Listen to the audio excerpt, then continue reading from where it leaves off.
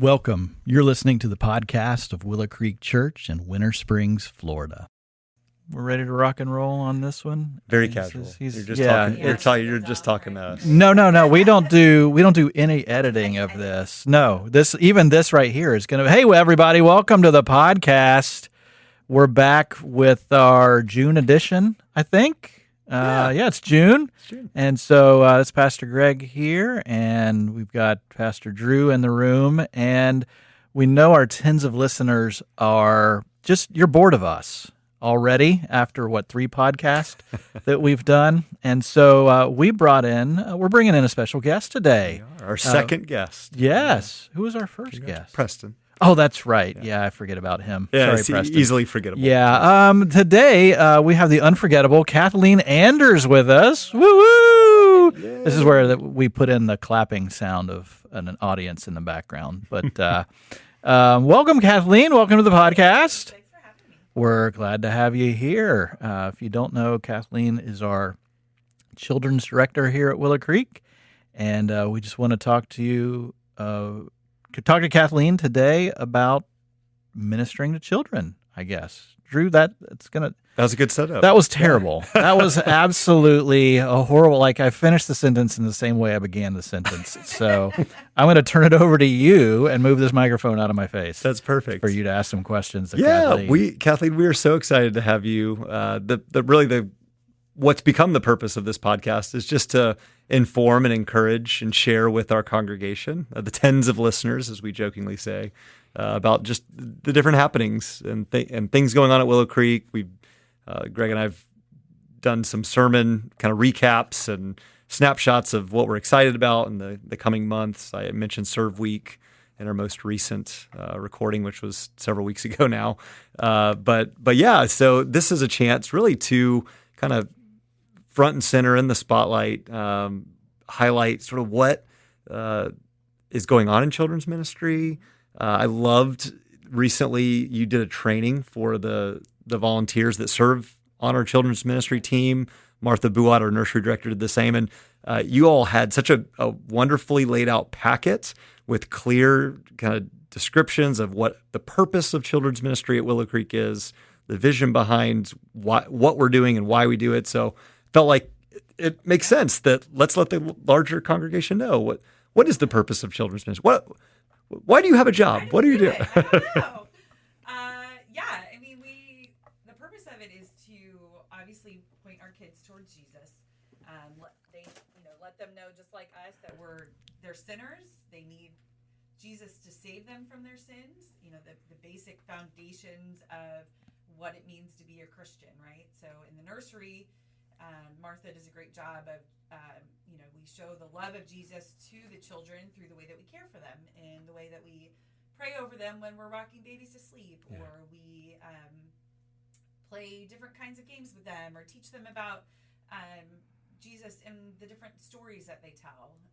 In moving up into children's ministry with preschool and elementary school, we really want to give them the foundation that, hey, you are loved, you are cared for by Willow Creek, but also by Jesus and by your Savior. And we kind of, introduce the different characters of the Bible as characters in a story, but a true story. And as they move up into elementary school, we teach them, hey, why do you need a Savior? What is it that sets us apart from other people of the world? And how can you make your faith, you always hear people say, make your faith your own. And how do we do that practically, and we teach them these things as to put into their heart, into their memory, so that they always have these different stories with them. But as they grow, we want them to know, why do they need Jesus? Why do we do this thing called church on Sunday mornings? And as they move on into the older elementary and into youth group and high school, we really want them to have that foundation of just the practical things, how to use their Bibles, where to look in their Bibles for different passages and things when they're feeling lost, and when the world tells them, that they're not worthy, or that they don't need that church thing. We want them to say, no, this is what I learned. This is what's stored away in my heart, in my memory. Yeah, let me jump. I have learned since I was young. Yes. Great. As I keep dropping items, sorry, podcast listeners and Wow. Ryan. Hopefully, you can edit that out. But leaning into, I feel like maybe at a staff meeting recently, you talked about kind of establishing foundational tools. We are ministering to obviously children at Willow Creek that are of believing parents that have grown up in the church, as well as children who and their families who are very new to church. Tell about even just the recent example of like walking a child through like where and how to look for a particular scripture verse. Yeah, absolutely. So, we all kind of just assume, okay, let's open our Bibles and look for John 3:16 or, whatever the verse is. And to kids, they're not used to having this big book that has all these little tiny letters in it. And, I kind of explained to them, this is a book, like a book that you have at school or you have in your home. There are chapters. But how do you find these things? Okay, we go through, this is a table of contents, and this is where we'll find the Old Testament passages, and this is where we'll find the New Testament. And whenever we say, hey, let's look at the book of John, I say, now where's the book of John? Is it in the New Testament or the Old Testament? And I have the kids answer. And you've got to show them. You've got to show them how to find the page number. You've got to show them how to, okay, what is the big number 3? Okay, that's the big bold number. Okay, then where do we find the verse? We've got to look for the tiny little John 3:16, the number 16. And we say, okay, who can find it? And, just those little things that we take for granted that we assume kids are learning or that they know how to do. I was teaching the 2nd and 3rd grade class, and so you've got kids coming from 1st grade. They're just learning how to read. Maybe they just learned how to read a chapter book. That's obviously much smaller than the Bible and probably much bigger text. And these kids, they're smart. If you give them direction, they know what to do. But we have to be the ones to give them that direction so that they can later use their Bible too. That's great. That's awesome. Kathleen, I think for many people in the church, I don't want to be presumptive, but for many people in the church, their exposure to children's ministry is Sunday morning. Pastor Drew, typically, sometimes me, will say, now, kids, kindergarten through 5th grade, you can be dismissed. And 100 kids go to the back, and there's a lot of noise and stuff. But that's where our understanding of what actually happens, particularly on Sunday morning, kind of ends as those kids leave. So just real quick, like what happens after that? That just give our folks that might not have children in children's ministry, give them just a glimpse into what happens while we're hearing the sermon, what the kids are getting to experience. Totally, yeah. So they come out, they're running down the hall.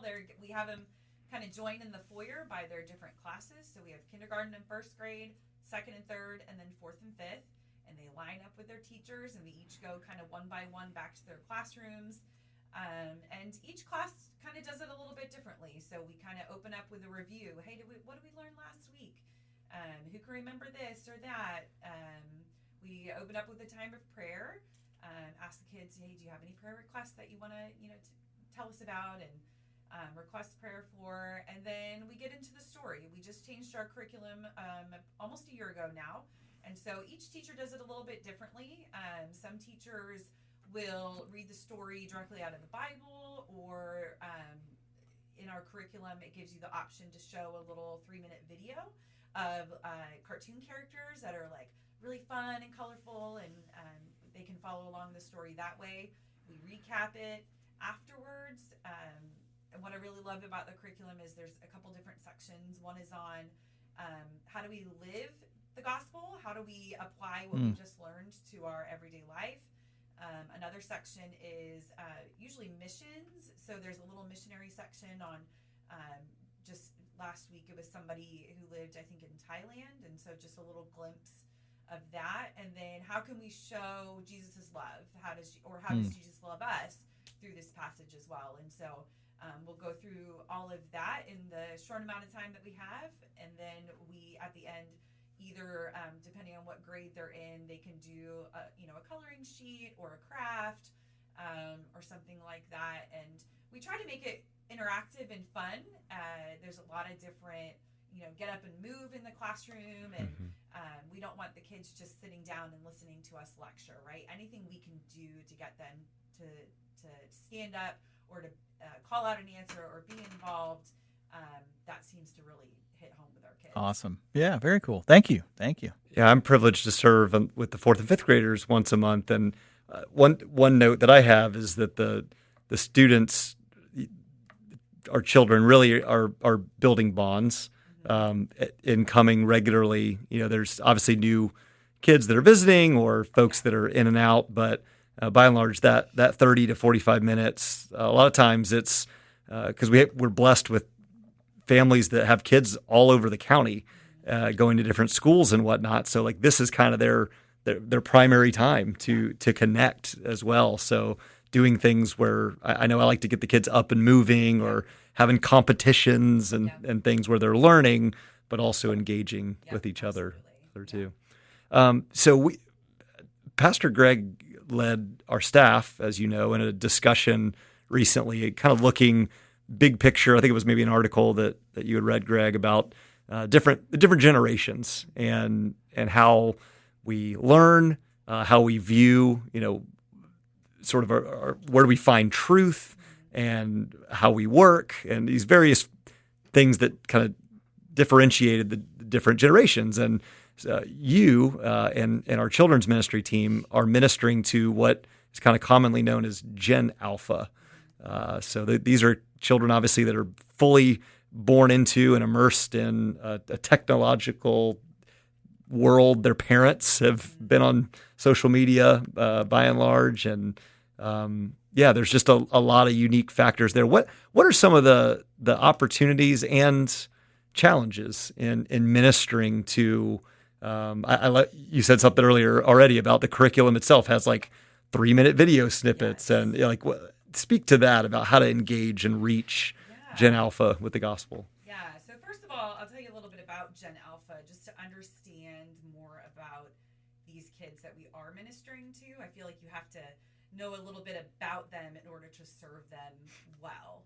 So first of all, Gen Alpha is children who were born from 2013 all the way through, they think it's going to be like 2030, maybe 2032. So that time will tell. But these are kids who, like you said, are fully immersed in technology. This is the first generation of kids who will never know what it's like to not have the internet. They grew up with the internet. Their parents are fully immersed in the internet, like you said. They will never know a time any different. The kids that are in children's ministry now, who have just probably going into 6th grade and below, they were born or in school during the COVID days. And so technology maybe to them, depending on their upbringing and that kind of thing, may have been something of kind of a distant realization that they had it. Just speaking from experience, my daughter's going into 6th grade, and she was in kindergarten during COVID. And so we really kind of limited screens. It wasn't a big part of our parenting, but we allowed it. But she went from going to school, 8 hours a day, to being homeschooled essentially, and being forced to be on the computer, to be taught by her teacher, and to see her classmates on the computer. And so those COVID kids were really kind of pushed into this technological age, no matter if they wanted to or not. Everything's shut down. And so I find that this generation of kids, they learn differently, and they behave differently. And so we need to really kind of adapt to that and kind of change the way that we teach in that way. And that's a challenge, but also a blessing as well, depending on, we grew up probably just expecting to be sat down, listen to the lesson, don't move, and raise your hand and ask questions. This generation of kids, they hear, they're watching videos and stimulating their brains every 8 to 9 seconds. Something else comes on. And so, they learn differently. They have to, we have to adapt the way that we teach them in order to reach them and help them to understand what we're talking to them and telling them as well. I forgot forgot the rest of the question. No, that's good. That's good. Is it? Yeah, that's all. Yeah, that's awesome. Yeah. Let me just interject here real quick because I know some of our podcast listeners are out at the pool right now. They need to reapply sunscreen. The UV right now in Florida, it's huge. It's the time. So if you could reapply, it's just a public service announcement from the Either that or watch out for that lightning strike. Right. Yeah. There we go. Right. Yeah. If you hear thunder, time to go inside. This brought to you by the Dermatologists Association of Central Florida. Now accepting new patients. But yeah, I give a little plug to what people are doing on every podcast. Walking the dog, mowing the yard, walking on the treadmill. We'll see who the next victims are. But today it's those that are, if you're out by the pool, time to flip over and please reapply. So that's really, really cool to think about, like just the differences. And I'm sure there are dozens and dozens of other podcasts with probably a larger listenership than ours that kind of goes into a lot of in-depth stuff. But it's really helpful for us to think about that. I know Pastor Drew and I, there's Christmas and Easter, kind of our Super Bowl, if you will, weeks or Sundays. You have your Super Bowl coming up. Oh, it's coming. What is the Super Bowl of children's ministry? Yeah, it is the greatest week of the year. Woohoo! VBS coming up in 2 weeks. Awesome. Super excited and super busy preparing for 210 kids. 210 kids. It's June 23rd to the 26th as we're listening all morning. Give the people a snapshot of kind of what does a day in VBS look like. Oh yes. So we start at 8:30. Well, the kids start arriving at 8:30. Our leaders and our volunteers start much earlier than that. But this year's theme is True North. So trusting Jesus in a wild world is our little tagline, and it's all Alaskan themed. So grizzly bears and mountains and snow and that kind of thing. Are there actual grizzly bears that are going to be here? Or No, we couldn't get them. okay, So. gotcha. Liability. Yeah, gotcha. That was okay. Keely. Keely put the there's- kibosh on Yeah, that. there's a couple of young men in our church that, as they hear that, I can imagine them be like, "Oh, actual grizzly bears, perfect." Yeah, No, not this year. yeah.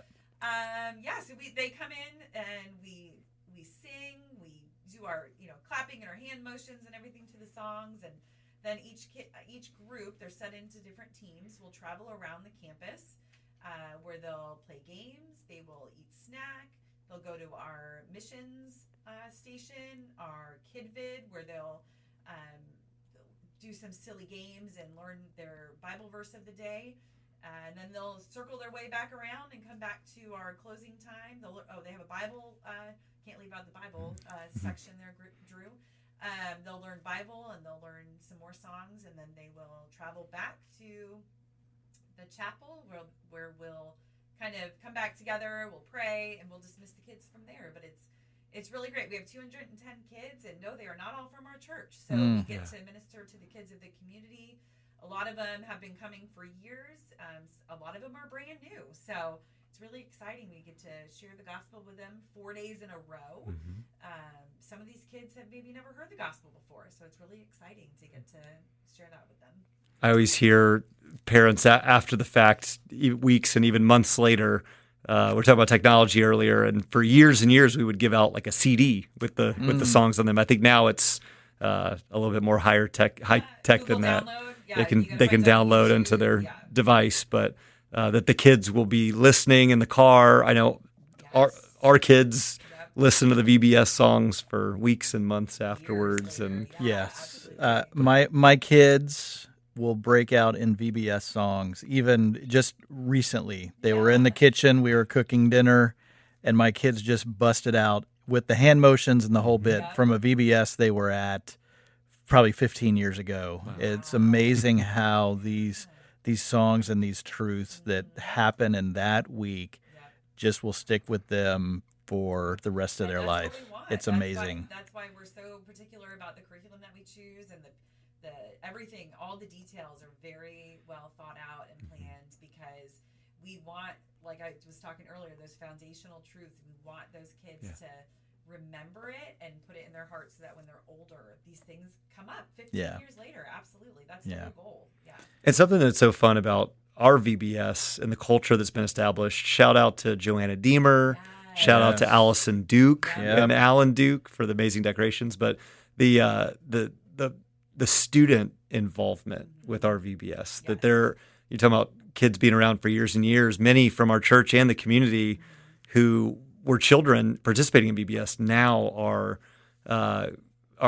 leaders, love to be able to give back and serve. They And want to come back. We have more youth than we do adults. I think we have got probably 40 or 45 adults, and we've got 60 or something youth that are helping with us. And amazing.